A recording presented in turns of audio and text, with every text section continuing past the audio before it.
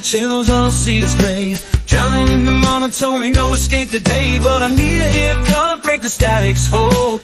Losing nuggets, time it bites, the story is told.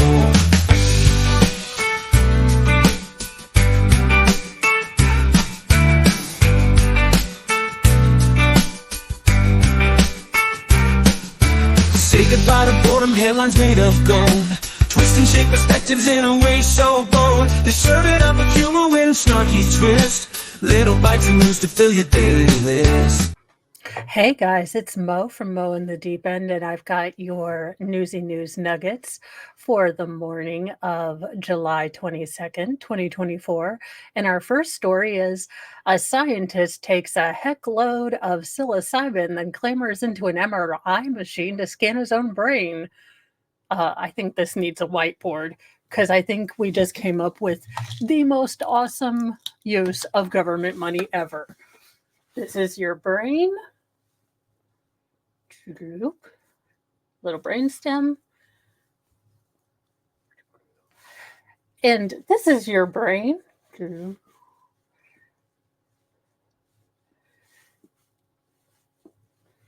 Getting paid money to get high by the government. Not that I don't know. I haven't read the article yet. Maybe it was sponsored by Joe Rogan instead of the government. Let's check it out.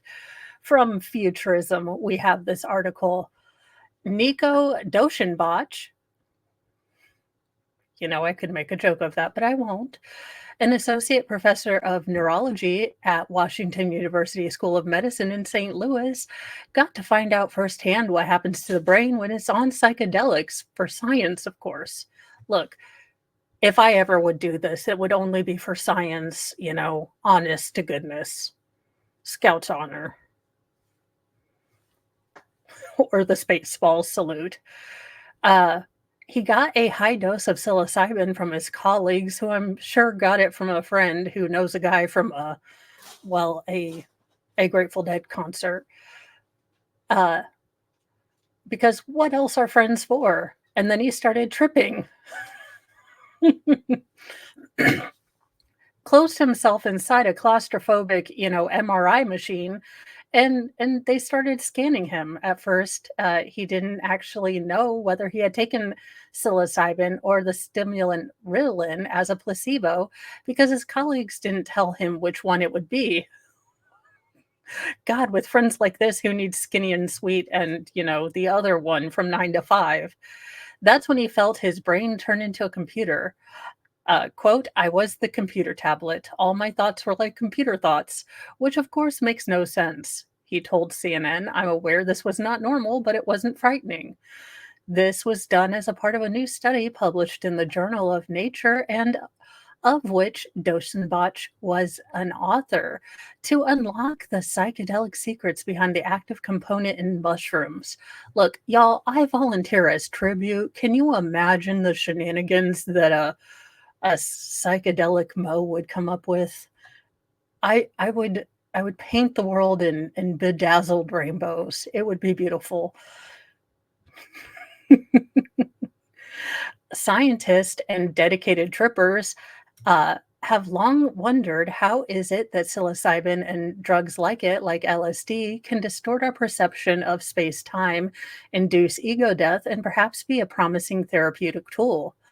According to what researchers found, the drug may cause these mind-melting effects by disrupting a key network of areas in our brains, namely ones that are involved in introspective thinking, like daydreaming and remembering. As the study's title puts it, psilocybin desynchronizes the human brain. The idea that you're taking this system that is fundamental to the brain's ability to think about itself in relation to the world, and you're totally desynchronizing it temporarily. The study lead author, Joshua Siegel, an instructor in psychiatry at WS, said in a statement about the work, the lasting effects on this has on our lumps of gray matter appears to be positive from the therapeutic point of view. I'm positive about it. I mean, again, sign me up. I will go full Joe Rogan.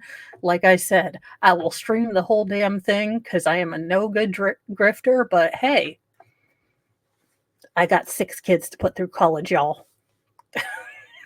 And that's what the world needs is a more insanity uh Mo. We need a Mo that can less stay on focus. That's what we need. Now, it does seem to be positive from a therapeutic point of view, though.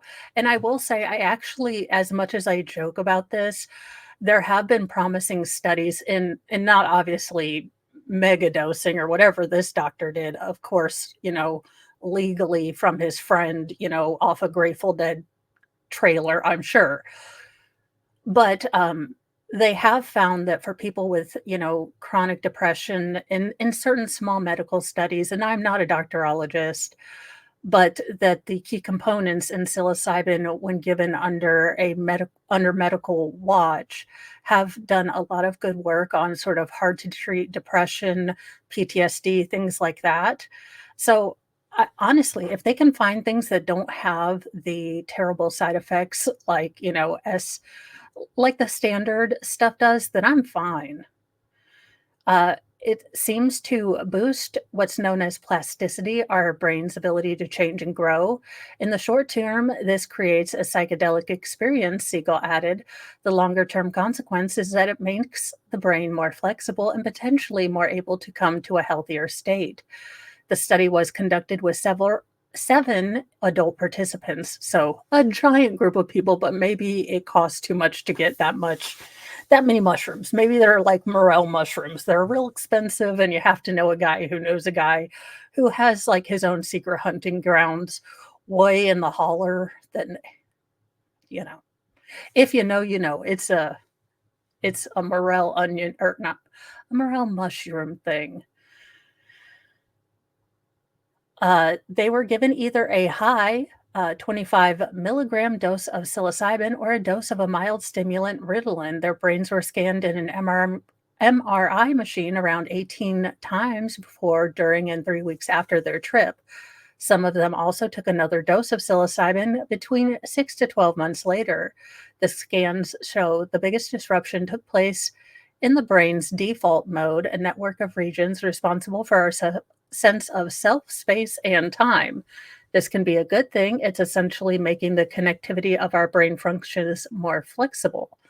From a psychotherapist standpoint, this could also help us break out of our brain's bad habits. Wait, does this mean it'll make me never want a donut again? Because again, I volunteer as tribute, all right? Like donuts, no, I love kale now. Uh, it A key point is that this is best pursued with a professional. Self-medicating is not recommended. Well, damn, now that I have to talk to someone too. There's a massive effect initially, and when it's gone, a pinpoint effect remains, Dosenbach said in a statement. That's exactly what you'd want to see for a potential medicine. You wouldn't want people's brain networks to be obliterated for days, and you wouldn't want everything to snap back to the way it was immediately. You want an effect that lasts long enough to make a difference. All told, the study has given us a hopeful glimpse into what's behind magic mushrooms and exemplifies that, you know, we need to do more magic mushroom stuff, I guess. In a sad and y'all, these stories are just getting. I mean, what the heck is going on here lately? In a sad story, a 12-year-old girl is accused of smothering her 8-year-old cousin over an iPhone.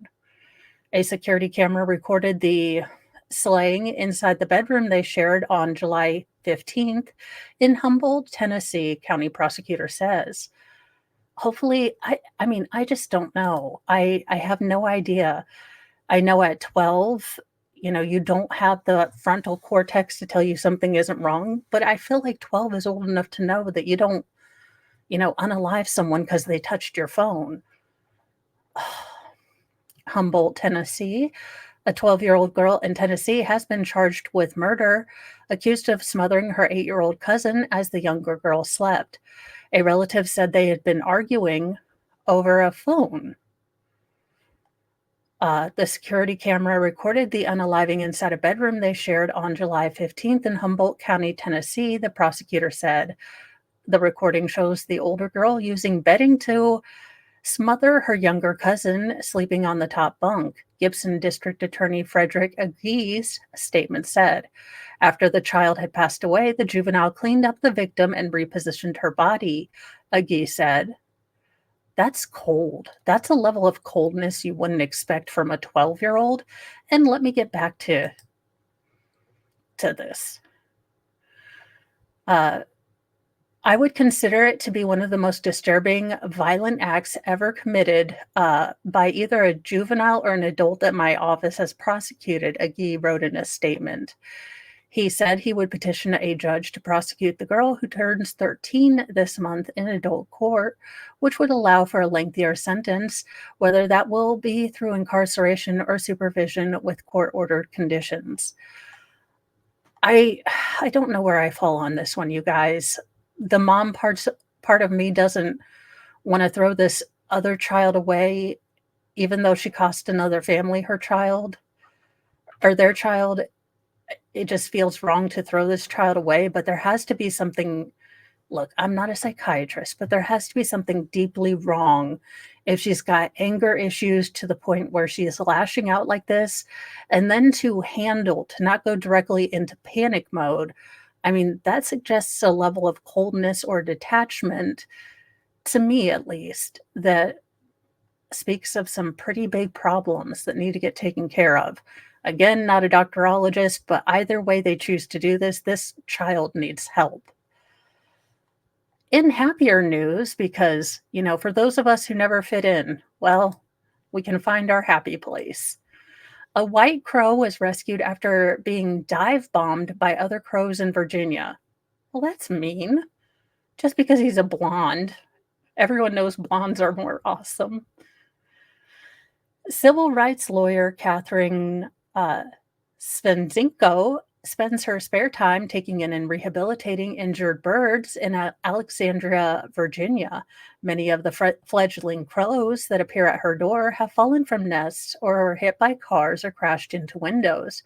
But there is one constant in the past 12 years. Each one has been covered in shiny black feathers, a sharp black beak, and dark eyes. Savenko could hardly believe it when a rare crow she named Hope showed up last month. I'd never seen a white crow before, she said. She runs Diva Crow Rehab Center with the goal of releasing the bird back into the wild, or the birds. The Wildlife Rescue League of Falls Church, Virginia, contacted her and asked if she could take in a rare white fledgling crow that had been brought in by a Good Samaritan last month. The man said he rescued the bird in Manassas, Virginia, after he saw a group of adult crows dive bombing and attacking the rare fledgling. Those jerks. You do not mess with, rare baby birds. Where was his mama, honey badger? The juvenile crow hadn't developed enough strength in her wings to fly away. I told them, of course, I'd take the bird. She is 72 years old. She said she decided to name the young crow Hope because she read a legend about white crows being a good omen and a sign of positive change. 2024 needs you to stay alive, little Hope. We need a positive change, okay? We are ordering up at least 12 dozen white crows at this point. A whole murder of crows that are white. And yes, a group of crows is called a murder. We had her tested, but the lab lost the sample, and I don't want to put another needle through her veins right now, she said. Everyone is referring to her as a she, but we don't quite know what she is. So, apropos for 2024, honestly, they don't know the sex, but we just call it a her. The veterinarian determined that Hope wasn't a pure albino crow, an occurrence in 1 in every 30,000 to 100,000 crows, because her primary feathers are caramel colored and not white. The vet diagnosed her as a amalistic. I broke that word really, really bad. meaning that Hope has no melanin to produce black feathers. She's quite an anomaly. The vet has never seen one like her. Uh, you know, she has spent her time, the rescuer has spent her time helping birds in need since 2012 with the help from volunteers. She rescued or estimates that Diva Crows has rehabilitated more than 2,000 birds, including blue jays, robins, woodpeckers, cedar waxwings, and cardinals. In 2023, Svenico took in a 2-foot tall raven that had been shot by a pellet gun in Chantilly, Virginia. What is wrong with people? I mean, y'all, what is wrong with people? About to lose my mind up in here. Although the bird could no longer fly and it couldn't be released after he healed, she found a home for him in the Cayuga Nature Center in Ithaca, New York. She said her plan for Hope is to also have a future as an educational bird. We want to make sure every effort is to get her back in the wild, but there are too many hazards for a bird that looks like her, she said. The chances of her getting accepted are pretty small, given the way she looks and acts. Aw, poor thing. They're like, you're blonde, you're not with us. Svenetko says she doesn't know why Hope was attacked by other crows, but added that the bird could have been abandoned by her parents, which left her vulnerable. There's also a possibility she fell from the nest or wandered into another crow's territory. Crows are very territorial when they have their own young, and they're not into sharing resources. Svenetko said she was also concerned that Hope had imprinted on humans. The person who picked up the crow kept her for a few days before contacting Wildlife Rescue League, she said. When she arrived here, she was really comfortable with people, which is not normal. Even without those factors, the bird would face multiple hazards in the wild. While white crows are rejected, they are forced to live alone, which for a crow is kind of torturous, she says, noting that crows are social, family-oriented birds that live in groups. They are incredibly smart birds, and in groups, they are not targets for predators like a white crow would be. White crows can develop vision problems, which makes it harder for them to hunt, and they can starve to death. One of the reasons they are so rare is they rarely make it to the point of breeding. She and her volunteers briefly put Hope in a cage with some rescued black fledgling crows, and there weren't any issues, she said. When they put Hope in with an adult crow, things did not go well. She ended up attacking him. She is a very interesting specimen. She loves exploring. She'll perch on your arm. She enjoys hanging out in the rehab to supervise what's going on. Everyone who spends time with Hope has been delighted by her personality, and Tiana Owens, a Diva Crow's intern, says she loves birds baths, and when we change her cage, she'll sit on top and talk to you like she's a little person. She says she's very vocal and always hungry. Sounds like Dingus. I think Dingus needs a bird friend. I think we need Dingus and Blondie. That's it. I'm gonna talk to the Crow Diva and see if we can get Blondie and Dingus, the friendship that we all have been rooting for in 2024. The world needs more Blondie and Dingus. Anywho, those are the morning Newsy nuggets. Don't do anything without consulting your doctor. Make for doggone sure that all of your kids don't have cell phones when they go to bed. And, if you find a white crow, make sure it gets to rehab authorities, because apparently crows don't like crows that look different. I think we can all take a lesson from that somewhere. Or, it's Newsy News Nuggets and there are no lessons. Anywho, I'll see you guys later. Have a wonderful day. Bye, guys.